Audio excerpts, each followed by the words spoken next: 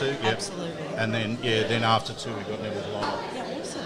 So, yeah. I've never met Neville, but my dad's definitely mentioned him before. Yeah, he was sort of the... Hit it! Brown says, get that India. Big boy. Call an ambulance! Maybe call a police! Oh, what a shot! What a shot! Campbell killer!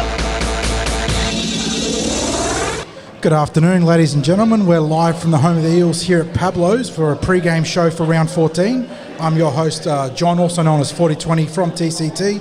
This is my co-host, Sixties. Sixties, mate, good to have you on board. We've got a special guest here too. Yeah, welcome everyone to Parramatta Leagues Club for today's pre-match podcast. So we've got a really good program for you today. In this first half of the program, we've got Mary Kay from Ladies Who League with us because we've had big news about the Parramatta Eels entering an NRLW team. And from just after 2 o'clock, we're going to have Eels legend winger Neville Glover joining us. So nifty Neville Glover. Something to look forward to, having a bit of a chat with Neville. And you know what? I reckon he's going to talk about the 76 grand final with us. So we won't avoid that. And just before we start, first of all, thanks for joining us, Mary. Thank you for having me, and it's a super exciting week. As you mentioned, the big news that the Eels will be having a team in the NRLW this season. So I want to say it's like Christmas in July, except it's not July yet, it's June. So Christmas in June, I guess. Happy end of financial year. Now, before we get started, people, I've got a bit of a rant I want to go on.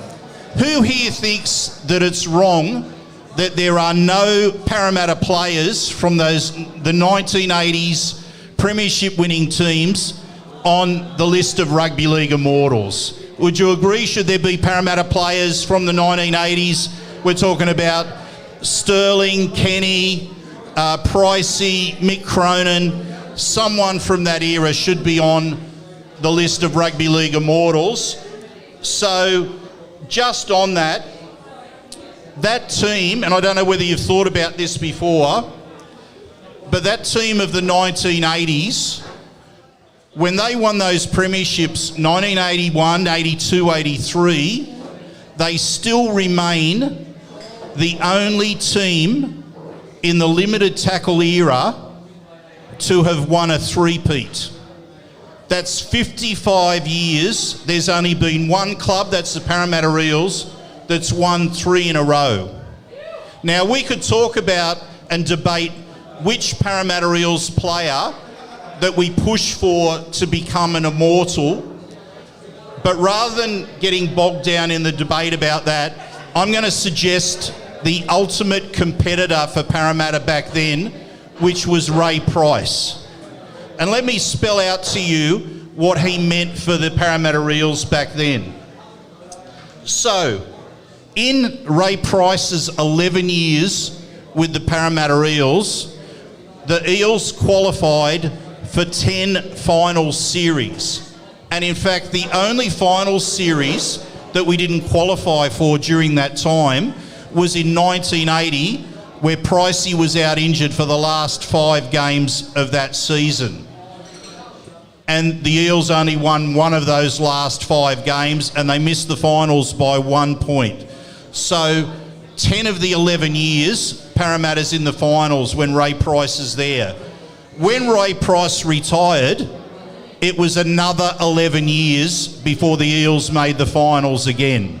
So from 87 all the way through for 11, it was the 11th season in 97 when the Eels qualified for the finals again. Now, you talk about immortals, and obviously everyone who's on the Rugby League Immortals is a superstar in their own right with an amazing resume. Let me just run through Ray Price's resume so you can think about comparing it. Harry Sunderland Medal, 1979. Rugby League Week Player of the Year, 1979-1985. Rothmans Medal winner, 1979. Dally M Rep Player of the Year, 1981. Dally M Lock of the Year, 82, 83, 84, 85, 86. Dally M Player of the Year, 1982. Dally M Captain of the Year, 1986. Australian Rugby League Hall of Fame, 2008. 7 times played for New South Wales during the old Interstate Series. 8 Origin appearances then for New South Wales when it became State of Origin. 2 Kangaroo Tours, 1978, 1982. 23 Tests for Australia, 10 tries. 258 games for Parramatta, 78 tries. And then he finished off his career a couple of years later in 1989 and 90 playing for Wakefield Trinity in England. And outside of rugby league, Pricey had 8 caps for the Wallabies and was awarded the Order of Australia Medal in 1985. I think if we're talking about which rugby league player from this club that we start with, we make it simple. We start with Ray Price and we get Ray Price made an immortal, a rugby league immortal. What do you think? Are you with me on that? I wasn't alive when Ray Price was playing, but I'm going to put my hand up anyway, I think. Yeah, Mr. Perpetual Motion is definitely worthy of that sort of standing in the game. And it's unfortunate the 80s Eels were overlooked and now we have recency bias starting to kick in. You're talking about Jonathan Thurston and Cameron Smith being the next incepted immortals, which they deserve their place in that sort of stratosphere. But the fact that guys like Ray Price have been overlooked is rather unfortunate, isn't it, mate? Yeah, and it's not saying that there aren't other players that have been in the modern era that aren't deserving of being an immortal at some stage and maybe soon. But when we're talking about the 1980s and we're talking about a team that won 4 premierships in 6 years, but 3 in a row, which, as I said, hasn't been repeated since the St George team that won 11 in a row in the 1950s and 60s. So, unlimited tackles. So the only time that any club has won 3 in a row is the Parramatta Eels, 81 to 83. So anyway, rant over. And let's get on with some of the news in Parramatta at the moment. That was a solid 7 out of 10 soapbox rant, mate. So. Agreed. All right, Mary, big news. We already talked about it in the prelude, but there have been rumours floating around earlier this year that Parramatta was one of the preferred options for the NRLW expansion in 2021. How important for you and for the game was it that the NRLW included a team from Western Sydney? Can I go on a little bit of a rant now? 100%. So just to give you all a little bit of context, Ladies Who League was a blog that I started 8 years ago, which was about encouraging women to get involved in conversations about rugby league and promoting women that I could see involved in the game. Now, 8 years ago, that was fans, volunteers, members, women in the media, women as administrators. The key thing to point out is that 8 years ago, I didn't even know that women played rugby league. So 8 years later, to be in a place where we have an NRLW and where in a couple of months I'll have my own Parramatta Eels team to support, I can't really put into words just how much that means to me. And I think it's extremely important that Western Sydney has a voice in the NRLW. This is an area that loves its rugby league. Parramatta is an old, traditional, wonderful club. And we deserve to be in the NRLW, and I think it's important that the talent in this area is fostered. And given the new facilities that the Parramatta Eels are building out at Kellyville, they'll also have the facilities to give the women, the facilities that they deserve, because it's not good enough to sort of have an NRLW team but not have anywhere for them to train or to play. Parramatta will have those facilities, and I have no doubt that our NRLW team will be the main beneficiaries of those. Yeah, that's an important distinction, giving them the facilities to elevate their game to the level it can be played at. And we've seen from the NRLW in recent years that the competition itself is of fantastic quality. So big stuff. Now, looking at the logistics of the NRLW, we're now going to see 6 teams and 5 regular rounds of competition before the final series. Now, as far as I'm concerned, that was a major step forward in the competition. As it takes, and I want to be respectful in this. What I saw with the NRLW in its 14 format was a series of showcase games of women's rugby league talents rather than a premiership as such. To me, this now takes it into the realms of being a premiership where you're going to get an opportunity for the teams to actually work into form coming into a final series rather than having their finals fate perhaps decided on one game. I think this is one of the really challenging and interesting conversations about women's sport and when you build competitions. So if you look at competitions like the WBBL and the AFLW, particularly the AFLW, that's grown a lot quicker and a lot faster than the NRLW has. I don't think there's a right or wrong answer, but when you look at the AFLW, there have been plenty of criticisms about the quality of play and how quickly it's moving. Whereas for the NRLW, I feel like it's really been the opposite so far. It's been created to be a sustainable, marketable, exciting competition. And I don't know about everyone else in the room, but after those 4 weeks that we have of the competition, I'm always left wanting more, which is why I feel really confident in the growth from 4 to 6 teams, that we can keep that outstanding quality and grow the competition in a sustainable way. And of course, we're going to jump to the 8 teams by the looks of it for the following season as well. That sounds right, because the New Zealand Warriors, so we've added an extra 3 teams this year because the New Zealand Warriors have made a decision not to participate. Now, I want everyone to be really kind to the New Zealand Warriors about this decision, because they were one of the foundation clubs. And we know the challenges that the New Zealand Warriors have gone through during COVID. We know that their players are based out here. Last year, when the New Zealand Warriors competed in the NRLW, the women from New Zealand had to do 2 weeks quarantine when they arrived in Australia and 2 weeks quarantine when they got back to New Zealand, all for a 4-week competition. So even though the Warriors have dropped out, I'm very confident that we'll see them back next year, and then there'll likely be 1 more club to join next year, making it an 8-team competition. Now, what's your understanding of how recruitment for all teams will work? Because when you've got 3 new teams coming in, and obviously the talent was there with the 4 teams, but they're going to have to expand that. Is it now a case where all current players become free agents that the clubs can then bid for? So I'm not sure exactly how it's going to work, but as I understand it, each team is going to be able to have 5 marquee players. So that will mean that there is going to be some player movement, and I think a club that probably will be impacted is the Brisbane Broncos, who have had a very strong team for the last couple of years. That's a shame. Yeah, tremendous shame. But I guess I'm not too worried about the growth, because if we think about it, the New Zealand Warriors had an entire squad next year. All of those women will need to find a new team to play for if they want to continue in the NRLW. And we've also got 2 Sydney-based teams, so we've got Newcastle and Parramatta, and we've also got another team in Queensland in the Gold Coast Titans. So effectively, the talent in Queensland will be able to move to the Gold Coast Titans as well, and the talent in New South Wales will be able to play for either Newcastle or Parramatta. So I think given the strength of the competitions in Queensland and New South Wales, we should have enough players to fill those teams, especially when you look towards like State of Origin. There are some women that have been selected for the Blues that haven't even played NRLW yet. So there's plenty of talent out there. So further to that point of recruitment, the Eels, via their CEO Jim Sarantinos, indicated that they're going to search far and wide, including other sporting codes, for the best talent to sign. You personally wrote about New South Wales Origin player Renee Targett, and would she be one of your recruitment targets? And beyond her, who else would you be looking at to build your core of your team around?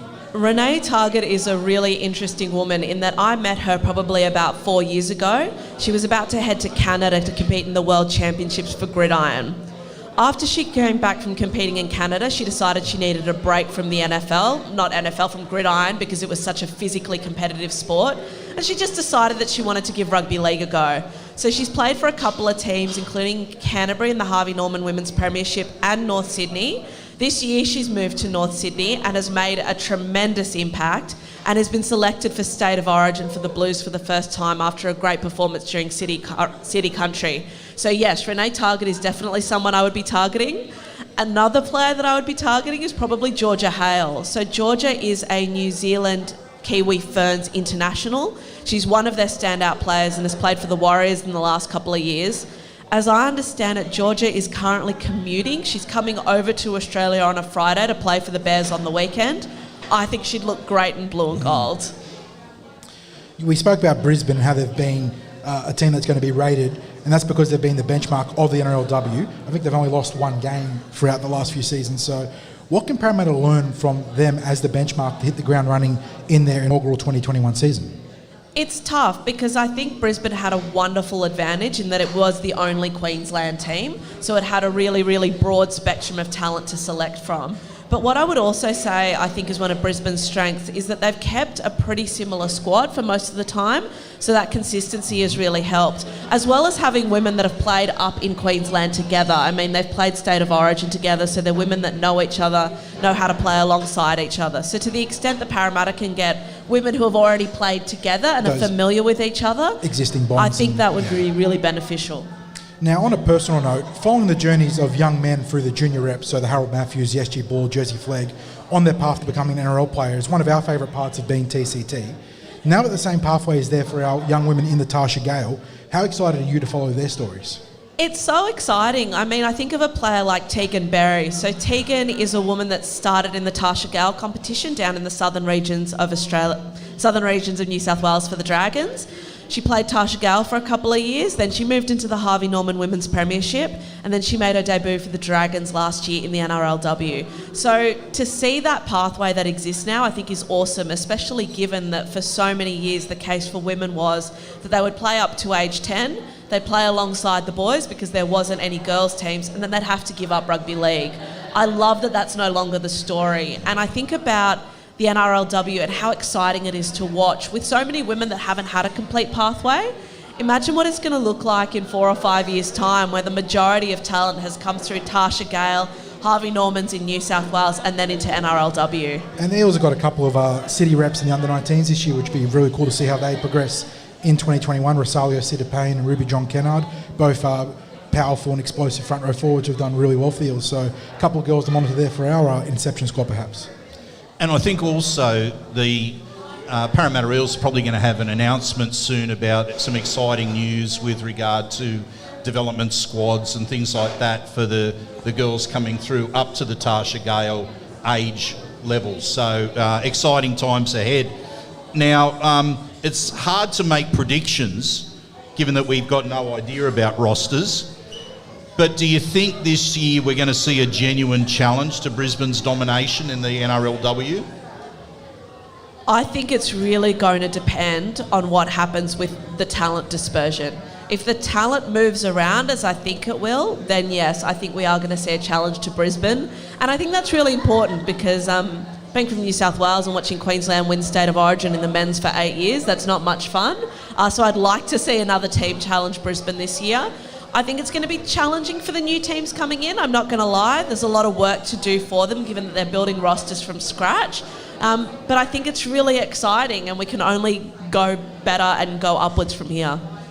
No, good chatting about the NRLW there. And of course, Dean Witters. Oh yeah, and it's worth mentioning that we're getting one of our own back into the fold. Dean Witters, who's done some fantastic stuff post-playing career, has come back to the club and we're really excited to see what Dean can do there. And it's so awesome because Dean Witters is a man that has had a long association with the women's game. He's coached South Sydney, he's coached plenty of women's team, and he has a real understanding of the women's game and the challenges that these women face, in that most of the women that will be playing for the Eels will either be doing university, they'll have families, they'll have kids, they'll have families to look after, they'll be working, they'll have all those multitude of things to be doing whilst at the same time playing elite sport. And it's important that we have a coach that understands all of that. And I couldn't think of anyone better than Dean Witters. Yeah, a club champion and a guy, like we said, has done so much incredible stuff. I love Dino. Mm-hmm. All right, let's talk NRL, Mary. We'll have a chat about last week's victory over the Knights. Eels had a couple of bad losses on the trot there. Were you confident of that big bounce-back win with the Eels running out 40-4? I'm laughing because the big joke is that I'm never confident. So Mitch Clark, also of the Cumberland Throw, and I joke a lot in that I never ever feel confident, and it needs Parramatta to be up by 30 before I start feeling good. But what I will say about the Knights game is that I did think we were in for an improved performance. I think the daggers were out the previous 2 weeks, and in a way I feel like rugby league fans have lost a bit of perspective because Penrith at that point had been unbeaten. It's very unusual for a team to be unbeaten. Like losing games... This deep into a season, it is incredibly rare to see a team... It is. Like losing games is a very normal thing. Parramatta had some key injuries. We were missing Dylan Brown. So no, I was not confident of a win, but confident of an improved performance. I didn't think we'd win by so many. Well, that's what they gave us, a very marked improved performance. I tend to be one of these people that worries about history when it comes into the game. We didn't have a great track record against the Knights. We'd only won 4 of the last 15 games against Newcastle. So I just had a little bit of trepidation about that. But when it came down to the team that was running out there, the team that was running out for the Knights, I thought really it had to be a win. Speaking of history, I'm going to put this out there in front of all of you people right now. I will never, ever go to another Parramatta Souths game ever again. I can't. I was there the week before and I wasn't very happy. Now, so just back on that, on the game, do you think we learnt anything? As the Eels' right side defensive woes been sorted out, do you think? You know what? I'm going to go out on a limb here and say yes, because I'm loath to talk about it. But that game we played against South in the finals last year, I imagine it was a traumatic game for many people in the room. But I was very, very concerned that Hayes Dunster was coming into that position and was going to be partnering with Wonga Blake for that game. And I thought, goodness gracious me, how many points are going to be scored down that side? Not that many points were scored down that side that night, and I thought they had an admirable performance last week. So I'm hoping that the challenges have been sorted out, but as well, like Blake Ferguson, he's such a talent, particularly in attack. I want to find a way to make it work, but I don't know what that way is. Well, let's face it, Parramatta don't want to have a player with Blake Ferguson's reputation, his talent, his salary running around in the New South Wales Cup competition. So first and foremost, the intent would be there to get him back into a bit of form. Now, when I say a bit of form, I was given a bit of an inkling at training about what they're looking for. I'm not going to actually share it here, but there were certain things that they need done as part of the defensive structure, and I was confident about what would happen defensively because I was shown how they were lining up in defence at training, and I thought, okay, hold that position that they had to hold, and it was the up and in defence was going to work because there's still a little bit of slide with it. So the winger holds his spot at the end of the line, defence is going to work. And sort of leading me to this is that sometimes time away from first grade is the best thing you can give someone to recharge and reassess. And case in point was Dylan Brown, who came off a 3-week suspension against the Sydney Roosters and had his best game of the season. So maybe a little bit for that for Ferguson could apply in that regard too. But with Dylan, what did you see from his game against the Knights? Was that by far and away his best for 2021? I agree, and I think as fans, it's very easy just to focus on performance and what's happening on the field.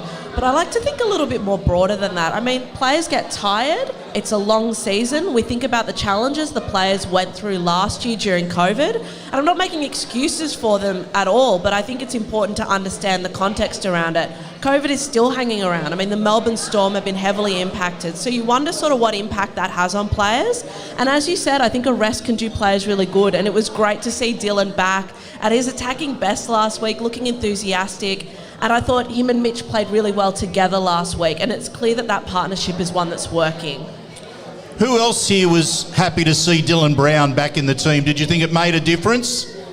Yeah, I thought it made a really big difference with Dylan back in the side last week. I thought he had what was arguably his best attacking game of the season. He's up in the absolute elite class when it comes to defensive halfbacks in the NRL. But there was a bit of criticism around his attack. And my criticism, maybe it's not a strong criticism, but I think that always think he can take his game to the next level by looking really, even if he's not involved in the play, looking like he's about to be involved in the play, that the ball could come his way at any time. And I thought against the Knights, he found that balance. Not only was he heavily involved, he looked like he was going to be heavily involved at any time. And I think that was a major factor in the impact he was able to make in the game. Can I also say we are wrapping Dylan Brown quite a bit here. That's not in any way, shape or form to take away from Jake Arthur, who I thought came in as an 18-year-old and performed admirably. Obviously, he still has work to do with his game, but I would expect that of any 18-year-old. Just not to take anything away from him either. Oh no, we're a huge rap on Jake Arthur, as he is going to be a major talent for the Parramatta Eels moving forward, because He's got that temperament and game management skills, and we're already seeing that skill set where he has the confidence to back himself on plays. And if you've got someone who's basically straight out of school football and they've got the confidence to back themselves in a game of NRL like he did in a number of plays over those 3 weeks, I think, major talent going forward for Parramatta. All right, Mary, let's go through the round 14 team list with the Parramatta Eels hosting the West Tigers out at Bankwest Stadium. The visitors look like this with Dane Laurie at fullback. You've got David Nofaluma and James Roberts on the flanks with Adam Doohy and Tommy Talau on the centres. Billy Walters replaces the injured Moses Mbai at 5'8" with Luke Brooks at halfback. Front row and captain is James Tamau. Alex Twal joins him at the prop position on the other side. Jacob Little's the hooker. You got Luke Garner, Luciano Leilua and Joe Ofengahi at lock forward. On the bench, you got former Eel Stefano Tuikamanu, Sean Blore, Tom Amone and Alex Seyfarth. And then for the Eels, not too many changes from last week. Got Clinton Gufferson, as always, captain and fullback. Mike Acevo and Hayes Dunster holding down his position on the wing with Tommy Opachik and Wanga Blake in the centres. Dylan Brown and Mitchell Moses are the halves partners. Got a full strength prop rotation with Reagan Gamble and Junior Paulo, but Joey Lussick replaces Reid Marnie, who picked up that shoulder injury against Newcastle. We're still waiting on the confirmation of the duration of that injury, but hopefully it's short term. In the back row, you got the outstanding Isaiah Papali'i and Ryan Madison with Nathan Brown locked in the scrum. On the bench, it's all the big boys this week.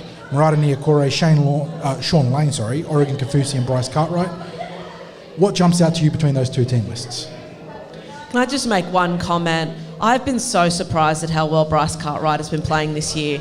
I was very worried when Parramatta signed him at the beginning of the year, but he's been good. Almost really good, really. He's been disciplined, controlled, not too many silly errors, and he's given the Eels a lot of juice off the bench. Well, I copped a bit of flack because I was jumping up and down with joy when we signed him, and people were telling me I was mad. Day one believer over here. So, and I've bookmarked at least one tweet that I made towards the end of last year because I want to be able to say, look, I told you so. But I am over the moon with where his game has gone to for Parramatta. I think it's actually one of Brad Arthur's strengths as a coach. My strong belief is that to win a premiership, you of course need a couple of marquee outstanding players, but the key is to pay a little bit of unders for a couple of players and then improve them significantly. And if I look at someone like Bryce Cartwright, particularly Isaiah Papali'i, I cannot believe the improvement in him since he has come to Parramatta and playing under Brad Arthur. There's elements of the Melbourne system there, isn't it, where you go find reclamation projects or guys that are underachieving a little bit and then turn them into plus first graders and make them, a net positive for your squad that way. So talking about Parramatta's forwards, last week I thought the best on field was Sean Lane. I thought that improved performance in our middle was a critical part of turning the previous week's losses into a victory, because I'm one that believes in the game's still won in the middle of the field. And even what happens out wide defensively is all shaped by what happens by the forwards' work. And I thought Sean Lane was a powerhouse with his carries as soon as he came into the action. Looking to today's match, are the forwards just as much a key, or is the main key to this match how we adjust to football without Reid Marnie? I think it is extremely important that the forwards get on top early. Given the new rules, I tend to find that the team that gets the ascension early is the team that goes on to win the game. And given the strength in Parramatta's forwards, I just think we'd be foolish not to use them. And with the likes of Sean Lane, he was great last week. I want to see that from him every week. He's capable of it. Yeah, to me, he's now found his spot as a middle forward. I was concerned on the edge, just as he was hitting the line, sometimes that ball could go down. Just that timing of his runs just wasn't quite there. And defensively, he was just a little bit short laterally of the speed sometimes. Yeah, and just his motor now in the middle of the field. The post-contact meters are fantastic. Yeah, the post-contact meters last week was brilliant, and he's a different body shape to the rest of our forwards, and I think having that different body shape makes it awkward for the defences. The Tigers come into round 14 on a 2-game winning streak. They knocked over the Dragons and the almost reserve grade side Panthers and their winning streak. Where do the threats come from the Tigers for you, Mary? They're a team with confidence, and I know that this isn't like footy technically, but I always worry when Parramatta plays the Tigers. There's a real rivalry there. I don't know whether it comes from all the happenings with Mitch Moses. We know that Mitch Moses likes to have a little bit of a chat on the field. But this is a game that the Tigers always seem to get up for. Do you agree with that, 60s? Yeah, even though there was a terrific win the first match at Bankwest Stadium here a couple of years ago, it seems to be that the Tigers have this knack of finding a way to get into the games against us. Earlier this year, it looked like Parramatta was all over the Tigers, and then all of a sudden they're actually right back in the game, and we're under a real threat of losing that match, and we got some late points. But I was sitting on the edge of my seat and I was going, how are we in this position right now? How is it now a contest when we seem to be all over them? I was on the edge of my seat from kickoff. Do you remember what happened at kickoff? Yeah. Yeah, we made a meal of the opening possession. If we can start well today, if we can catch the kickoff, that's good. That's real good. It's fascinating too, because you mentioned the Bankwest opening game where we won 51-6. The Eels have won 6 in a row against the Tigers, but it's been a string of close games. I think there's been 12 points at most separated them, and it's usually single-digit points throughout those next 5 encounters. So, no, the West Tigers definitely have this one circled in the calendar. They'd love to get up for a big Western Sydney derby. I think the Tigers have got to the stage where they really lift themselves against the Eels. But just having a look at some of their players, the back three present a real danger. Dane Laurie's been a revelation for them this year. Yep. We know how good Nofaluma is, and James Roberts seems to have found his spot out on the wing. Then you look at, I've got a lot of time for Jacob Little as a dummy half. And he showed, I think in that their win last week, where he went, about 90 metres downfield to score the try against Penrith. So he's got a bit of pace. We have to really watch him. You can't afford for him to get out with a dart from dummy half. The player who doesn't mind a big game against us is Luciano Leilua from the back row. Oh, that was the other one, danger man I was going to suggest as well. He is a class player in the back row. I couldn't agree more, and I know there was a lot of debate about State of Origin teams. I put Tarek Sims in mine, but I don't think Luciano Leilua would have looked out of place in a Blues jersey. I think he's been that good this year. He's definitely the standout in their forward pack, and they've got some good workers there. Obviously, James Tamau, Alex Twell, both are very solid ball in hand. Off the bench, former Eels prospect Stefano Toikamano gives them a little bit of power and impact. But yeah, they're a team, like you said, Mary, playing with a bit of confidence. They're hunting for their first 3-game win streak since 2018, so it's going to be a big step up for them today, but they're going to put a real challenge to Parramatta, no doubt. Okay, so we've just spoken about the Tigers' danger men. Who's going to have a big game for the Eels today? Here we go. I'm thinking about it because we've got talent all over the field. You know what? I'm going to give him good vibes. Sean Lane is going to have a great game for Parramatta today, and he's going to score a try. First try scorer? First try scorer, Sean Lane. There we go. I'd feel pretty good if that happened. I think you'd get nice odds on it. Yeah, off the bench coming in, he'd be getting pretty juicy odds there. Who are you sending good vibes to? The player I liked from what I saw last week with a little bit of early ball was Wonga Blake, and I'm hoping he can back that up, given some opportunities to attack and get downhill against the West Tigers' edge defence. Yeah, I'm thinking that RCG's going to have a big game. A lot to prove, yeah. Missed out on the Origin selection, but it's been fantastic. I think he was extremely unlucky to miss out on Origin selection, and he did have an enormous game for us last year playing against the Tigers, that memorable try that he scored where he ran 95 metres, I think it was. I thought it was 135. Might have been closer to 50, but we'll say 95 metres through the pack and running around the fullback. So I'm tipping that RCG is going to have a big game today. The other player I want to give a rap to, because I feel like he really is Parramatta's quiet achiever, is Tom Opacek. I think he's done such a great job in defence for Parramatta this year. He's just there, he does his job, he does it quietly and he does it well. And given what we saw from Queensland in State of Origin on Wednesday night... Xavier Coates' hamstring injury, which means Dan Gaglight's probably on the wing. He may be playing State of Origin. He is playing for an Origin berth, as unlikely as it seems. I actually believe that the Eels were under the impression that he was going to be a chance of playing Origin, that they were looking at what they were going to have to do selection-wise with being without him for a week. So we've now played that match that is Origin impacted. So if he is selected in Origin, we don't have to be without him unless we decide to rest him. But I agree with you, Mary, about Tom Opachik.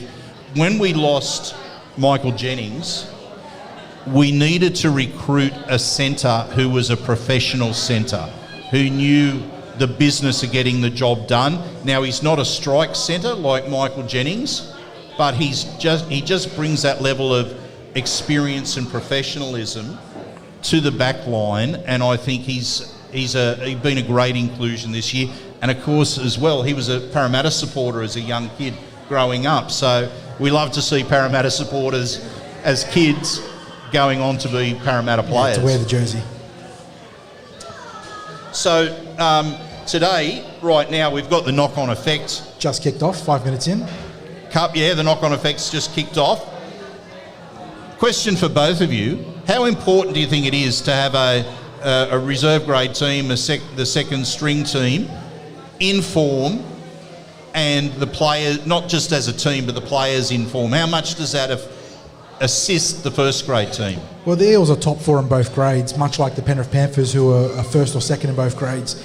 And there's a saying I like to use, it's iron sharpens iron. So you have a strong reserve grade team running against your first grade team in opposed sessions, and it helps keep both teams at the top of their game. We saw in 2020, Mary already made a reference to it, that the Eels fell off a little bit midway through the season. They weren't the only team to do so because it just wasn't the resources and the players there to keep everyone at the top of their game. So having Eels in the top 4 of both grades means that they stay in the top 4 of both grades because they're constantly testing each other throughout the week. I couldn't agree more, and I think it's so important to have that strong second grade team. So there's competition for first grade spots. Mm-hmm. The last thing you want is for players to feel comfortable and that their position is absolutely guaranteed. I mean, we've seen it with Blake Ferguson in recent weeks, that we have the talent to bring someone else up, and that's why I think it's so important. And we were hamstrung really by that last year, because I think there were times last year where the coaches would have liked to have other options to bring into the team, but because none of the players were playing any level of rugby league, on top of the bubble, the only thing they were getting was the opposed sessions of training. And as we said, they couldn't even field full teams in the opposed sessions. You had coaches jumping in, reserve grade props on the wing. Yeah, reserve grade props on the wing. So you weren't getting quality opposed sessions. There was no way of judging the form that the players were in. In fact, it was a real credit to both Will Smith and Hayes Dunster, who were brought in late in the season without playing any football, that they were able to perform as well as they did towards the back end of last year. Okay, now let's get into some predictions for today. She's already dropped one bombshell prediction with Sean Lane for first try scorer, but how do you see the rest of the game playing out, Mary? For once, I actually feel good. Like, I think Parramatta are going to win this game. I think one of the things with the Tigers is you never know which Tigers team is going to turn up. We'll know in the first 5 minutes, but the Tigers have been very, very good at times this season and also very, very bad. But I think for Parramatta, there's still doubt about whether we're actually a good team this year. This is a game that we need to win. I'm predicting a high-scoring game today. I am going to predict that Parramatta will win 13 plus. I think there will be over 50 points scored in total in the game. I'm hoping we're a little bit more economical on defence. I'll go for a solid win in the range of 28 to maybe 10. But yeah, I hope our defence can tighten the screws on a little bit. Who you got for first try scorer, mate? First try scorer, I'm going to go for the King, Gutho. I'm going to back my boy, choice. Wanga Blake. I already gave him a shout out before, so he'll get some early ball and make the difference early on. Before we do sign off for our first shift, got a couple of fantastic promotions from the club. A chance to win some State of Origin tickets with a QR code. Just grab one of the flyers they've got for hanging around and scan it with your phone. There's also a cash frenzy on, $1,000 up to grabs for 56 members. Just got to spend a bit at the club and you'll go into the draw there. And I believe Sixties has got another fantastic promotion to shout out. Yeah, this is a really great promotion. This is around Australia's biggest morning tea. There's a raffle. Now you can go online at paraleagues.com.au and buy the tickets. We've got a prize of a signed Eels jersey, and all proceeds for that go to the Cancer Council. So we've got a great cause and we've got a great prize. So if you go on to paraleagues.com.au, go into Australia's biggest morning tea raffle, and you'll be able to buy tickets for that great prize. And Mary's got a shout out of her own as well. Yeah, I absolutely do. I want to shout out to my friends for Heroes for Ability who are here today. Now, as I understand it, this is a wonderful organisation that runs physical activity and sporting programs for children with disabilities. And today they are launching an initiative where at almost all NRL games there will be a special bay for people with disabilities and their allies to come together, wear whatever jersey they like, and have a safe and comfortable place to watch footy. Now, they're launching it today. They've got ambassadors from all the NRL clubs, including Ryan Madison, Corey Thompson, Aaron Woods, and a bunch of others. So I just want to say I hope you all have a wonderful time today. The thing that I love most about rugby league is that it really is a game for everyone, and everyone should be made to feel welcome. Mm-hmm. So have the best day. If there are any Tigers fans, good luck, but not too much, all right? Have a good day, but not a great day. Yeah, good day, not a great day. Yeah, so rugby league is a wonderful, inclusive game. That wraps up our first shift here behind the microphones. Thanks to Mary for joining us, everyone. Mary Kay from Ladies Who Lead. Thanks for having me, everyone. And we'll be back behind the microphone just after 2 o'clock when we're going to be joined by legendary Eels winger Neville Glover. So if you're sticking around, as I said, just after 2 o'clock, probably about 2:10, we'll be joined by Neville Glover. So we'll see you all then. Thank you.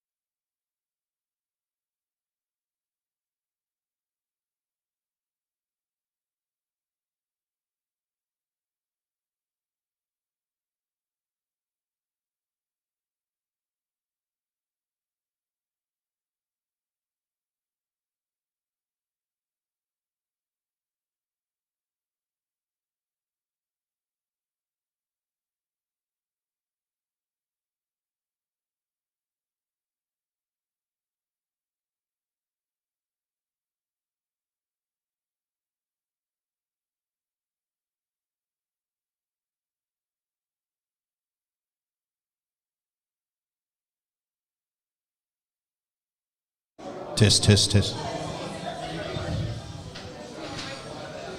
Ladies and gentlemen, we're back for our second stint behind the microphone, and our legend today debuted for the Eels in 1975 when he was still a teenager.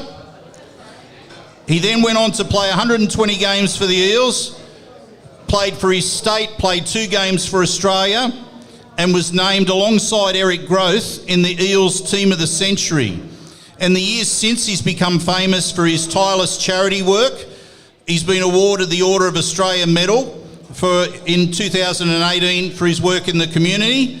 Can you please join me in welcoming Neville Glover to the Cumberland Throw Tip Sheet?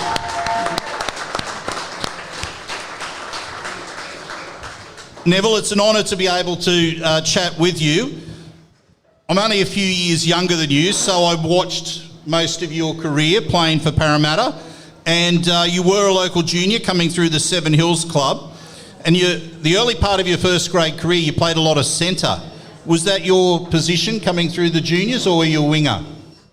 No, in actual fact, I was a centre most of the time, coming up to playing with Toongabbie at the last junior situation. So, yes, centre's the situation. But back in 1967, I actually tried out for the New South Wales under-12s. And I made them. And they played me on the wing. So, I don't know, maybe they saw what was coming.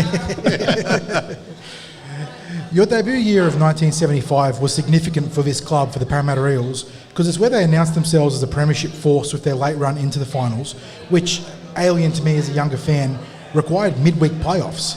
Can you tell us what it was like to be part of that team and that journey through to the finals? Well, it was a bit unusual in actual fact, because I turned up for training in 1975 on a Tuesday, and I'd played 6 under-23 games. And then I turned up and they said, "Neb, what are you doing here?" And I said, "Well, I'm here to get there and train for the under-23s." They said, "No, you're not supposed to be here." So I said, "What, have I been cut?" They said, "No, you haven't been cut. You're playing first grade tomorrow night." And that's when I started playing wing. And I was only young then, and then they put me in the centres and we played the rest of the year, 1975. And then at the end of it, we ended up playing, I think, around about the 6 or 7 matches in 14 days. Because back in the days, it had nothing to do about points for and against. If you ran 5th, there was 3 of them that ran 5th, we had to play off to get there and take that position. And that's what we did. We got to the final. Not the grand final, but the final. So you played 6 or 7 games in that window. What were you doing outside of rugby league at that time? You played those games in that short cluster. Yes. What were you balancing rugby league with at the time? Well, it was a little bit frightening in actual fact, as far as my concern. All these people that I'd seen with newspapers and all the rest of it, and next thing you know, here I am, I'm playing for them. So that's a little bit, yeah. And you all had to balance jobs outside of... That's right. It was an amazing run. What I remember of that is all the tape and the bandaging that was on the various joints of the players running out onto the field. And by the time the team got to that last game against Manly in the finals, just the amount of gauze and tape that was everywhere, it was amazing. That season, you were also coached by one of the game's immortals in Norm Provan. What was he like as a coach? Quite good in actual fact. I was fortunate that he obviously saw that I was better than an under-23s and that I should be up in the first grade, and thank him for that. And I just went on from there, but he was a good coach. Obviously he was a good player as well. I remember we spoke to Bob O'Reilly a few years back, and he was talking about what it was like to have Norm as a coach and the difference that it made in terms of the attitude within the team, because Norm was a fit bloke himself, and so that he wasn't ever going to ask people to do the level of fitness that he wanted if he didn't do it himself as well. And he said that made a real impact, where in the past the players would skimp on some of their physical requirements at training, take shortcuts. He said that Norm Provan changed that. Led by example. I've got to say this, he didn't change it for me, because I always used to take the shortcuts. Yeah, it was just unusual that it's a young kid of 18 years old, and here I am playing first grade, and I'm thinking to myself, I've got to keep up with these people. And eventually I did. Now, I'm not going to dance around 1976, because you were a major contributor in one of the most exciting seasons that I'd had as an Eels supporter. You were 20 at the start of the season, and pundits were starting to take notice of your ability to beat defenders out wide. My memories are of getting to my feet when the ball would end up in your hands, and that goose step of yours. Did it feel like the team was going to have a special year? Was it that feeling all through the year? Well, that started early in 1976, and the players themselves, they could see what was happening because they made the semi-final or the final the year before, so they're looking at the grand final. And people like Ray Price, Michael Cronin, those guys, they were always talking, telling someone, we need to do this, we need to do that, and they led the way. And that season was, of course, the Eels' first grand final. I want to ask you about the street parade that happened, because as a supporter, it's stuck in my memory, and I was that hyped up going to the street parade. I couldn't even get to school the next day. I was that amped up, ready for the grand final, because the grand final was on the Saturday and the street parade was the Thursday night. How do you think the street parade affected the players? Was it a positive thing? Did it make the job harder, fronting up at a grand final 2 days after having such a major event? I think in actual fact that what didn't do what they were looking to do, in other words, let's get there and go out and kill them, that wasn't the case. I think there was a number of people, I know I was one of them, that was thinking, geez, there's so many people here that are going to get there and watch us. And they're people that are expecting things to get there and happen on the field. So really, I think that was the wrong thing to do. Yeah, I look back on it now and I think it's probably something that would have been better timed for after the match if there was a victory in that game.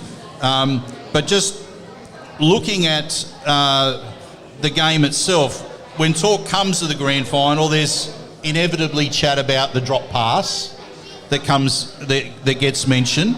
Personally, I was too ecstatic about actually being in the grand final for it to be something that weighed on my mind. And to my way of thinking, Manly got the win on the back of the penalty goals because they only scored one try in getting their 13 points to 10 victory. But did you take that loss particularly hard? Well, as a matter of fact, I did. In actual fact, in 1977, I actually started in reserve grade because everyone keeps on raising it, and back in the days, and they're still raising it now. Yep. I was at Foster at a Men of League function, and straight away they were interviewing me and they brought it up, 1976. And I said, yeah, well, yep, okay, we can do that. So hands up, though, any person that was at the ground. 3 people put their hands up. I said, now, put your hands up if you've seen it on the TV, whatever the case may be. Have you seen it on YouTube or whatever? Not one person put their hand up. So they made their opinion. Your opinion is someone else's opinion. Yep. So let me say to you that I think I was running too fast for the guy that was inside me. The pass itself wasn't the greatest, but I remember it was sort of down towards the hip. That's exactly right. And I was running faster than what he was. But there was two blokes in front of me anyway. But I think a lot of people would have thought that if I would have caught the ball, that I would have got there and beaten them. That was automatic, yeah. I mean, I look back on it and I think in any game of football, you get moments like that. And I think a mark of any team is how you deal with adversity. So we missed an opportunity there, but as I said, I still think that the team deserved to win on that day, and it was, I think, from memory, there was a lot of scrum penalties, and that was, I think, one of the things that led to the scrum penalty being a differential penalty, was you were getting competitions decided by the referee awarding scrum penalties in certain parts of the field. Well, that's what it is. Yeah. You just don't know what's going to happen. I was a first grade footballer. I should have caught it. That's the way I see it. I don't know whether it made me famous or infamous. I'm not too sure. But it is what it is. That's it. Can't change it. Speaking of adversity, Neville, 60s and myself have been talking about the impact of those losses in 76 and 77 as what we describe as a sliding door moment for the club. If the Eels had won those two titles, we don't think that Jack Gibson would have been recruited as a coach, which means that the 1980s run of 81, 82, 83 and 86 never happens. Do you have any thoughts on how that plays out as an alternate history? Well, Terry Fernley was there. So if we would have won those, I don't know whether Jack would have been here, because Terry probably would have been staying and continuing on with his good work. It was funny because, I don't tell this very often, but Terry Fernley was talking to me and he said, Neville, he said, can you go across and speak to Eric? Now, it was only Eric's early days. And I said, what's wrong?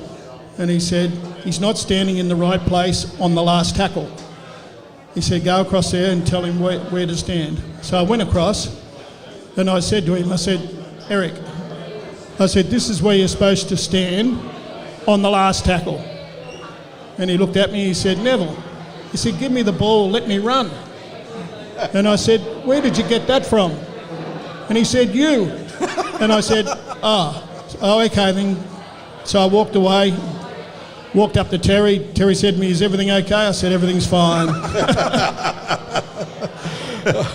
So it's fair to say that after those two grand finals, you played some of your best football in 1978 and 1979, and you were rewarded with rep honours during those years. Yep. How do you rate your form across those couple of years? Was that your best two seasons?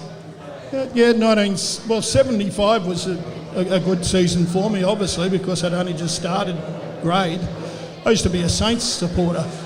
Everyone was a Saints supporter because they kept on winning. It makes sense, yeah. Yep. But at the end of the day,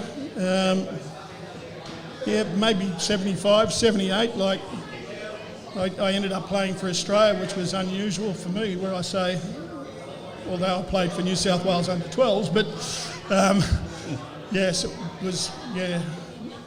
Oh, mate, it was always going to be hard to top New South Wales under 12s, but if you're going to do it, you may as well play as a senior player in New South Wales. Didn't pick too early, still got to New South Wales as a senior player, exactly.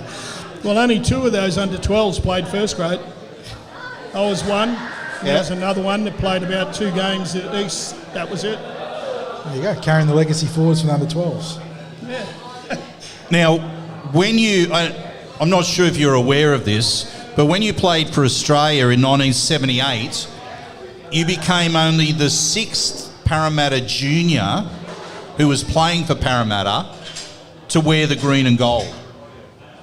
So it started off, the Bear was the first local junior to play for Australia, then we had the likes of Keith Campbell, Johnny Colk, but you were the 6th local junior from the Parramatta club to play for Australia. I mean, how special was that for you to achieve not just the Australian jersey, but also to do it playing for your junior club?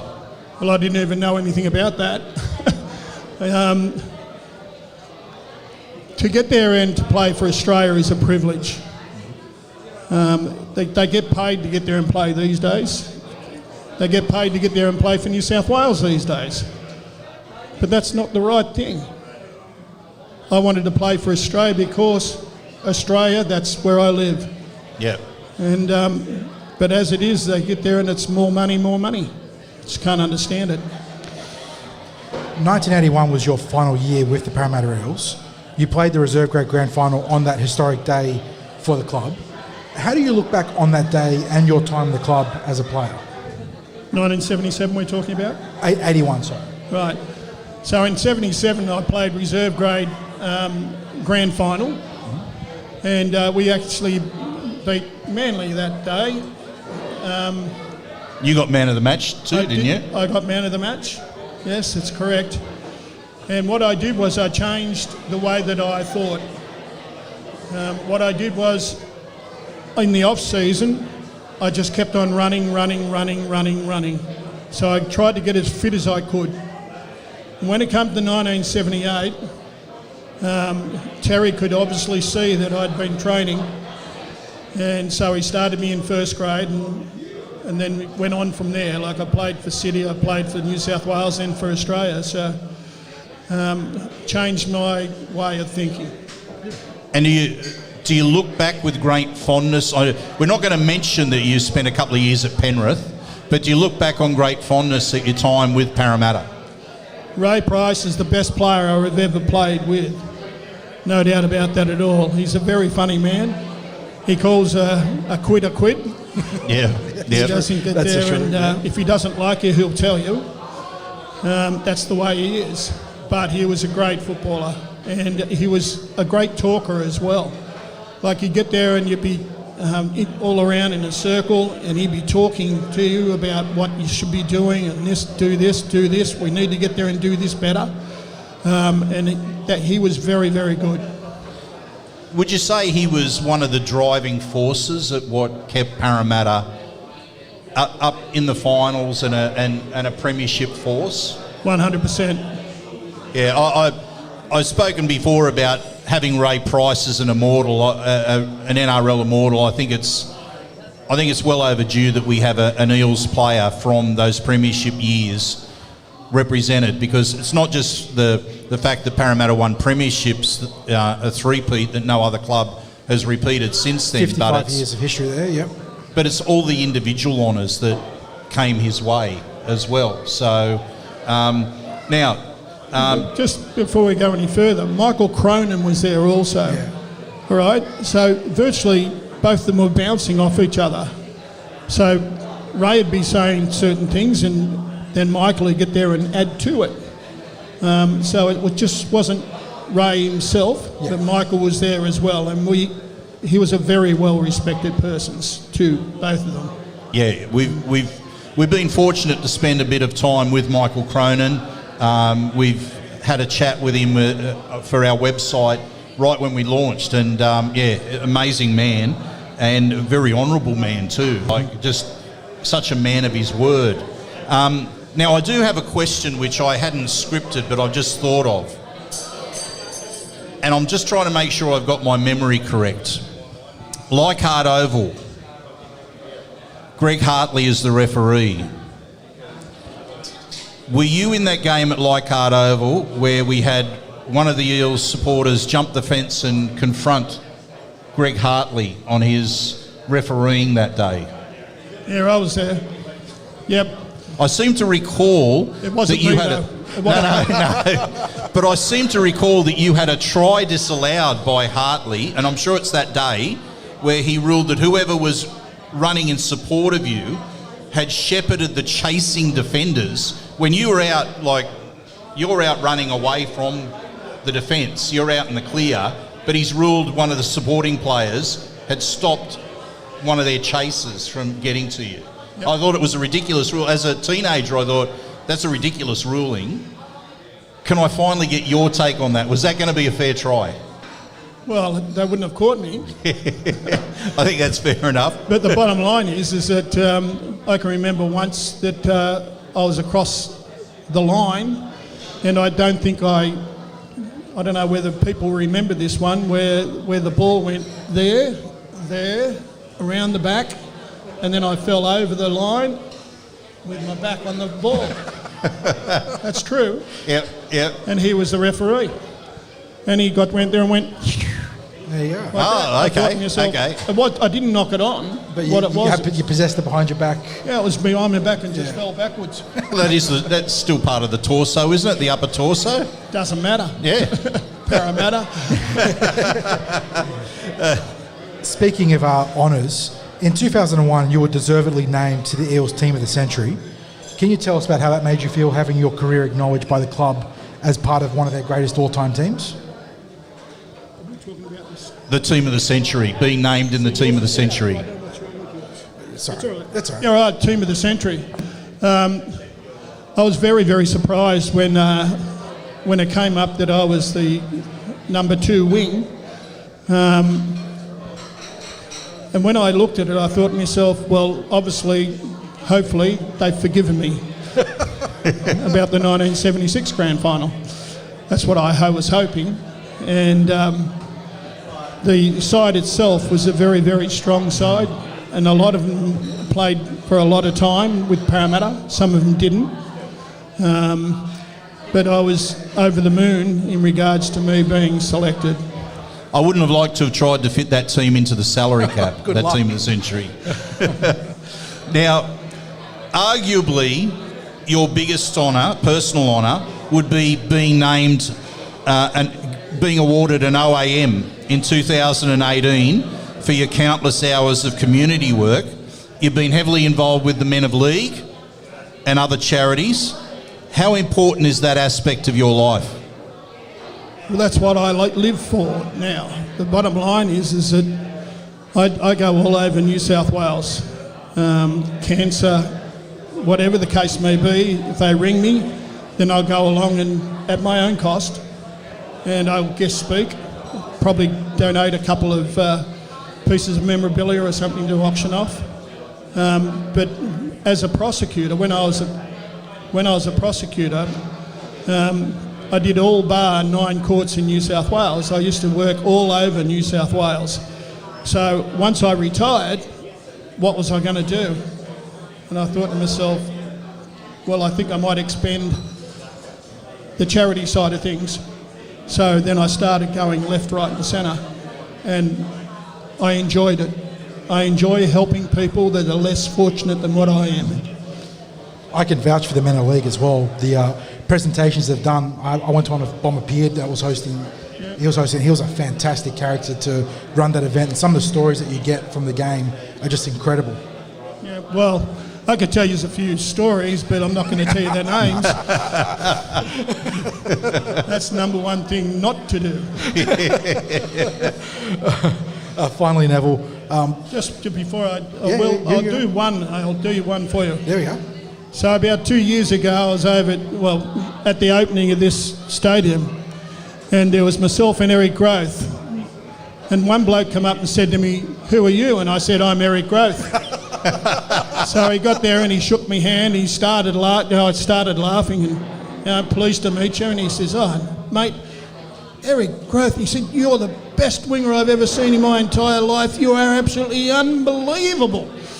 Anyway, so he gets here and he turns to Eric. And he says to Eric, "And who are you?" And he says, "I'm Neville Glover." He said, "You're that bloke that dropped the ball in the 1976 grand final." So I said to Eric, "See what I have to put up with?" No, well done to Guru for committing to the bid as well. That's a great story. Before we do go, there is a game being played today, round 14, Eels hosting the Tigers. How do you see this one playing out today, Neville? Just wait a minute. How do you see today playing out The way that things are happening, I actually watched some of the teams playing yesterday, and one of the blokes got sent off. Yeah. And I looked at what he got sent off for, and I've gone, "You get out of there! There's no way in the world. We wouldn't have anyone on the field. They'd be all gone." That send-off was a particularly rough call, I feel like, yeah. More than rough. But the bottom line is that the way that they're trying to protect you in regards to hit the head. Now, that's fine. Got no problems with that. But if I get there and if I hit you there first and he falls down, right, that's not my fault, right? But if I hit him in the head first, yes, that's my fault. But I understand they're trying to get there and do the right thing, but they're not doing it the right way. So have you got a prediction for today's score? Is it the Eels over the Tigers? Have you got a margin that you think the score might be? Well, I'm thinking about actually getting on the side and actually go on. Might throw in a couple of goose steps, see whether or not I can get a try.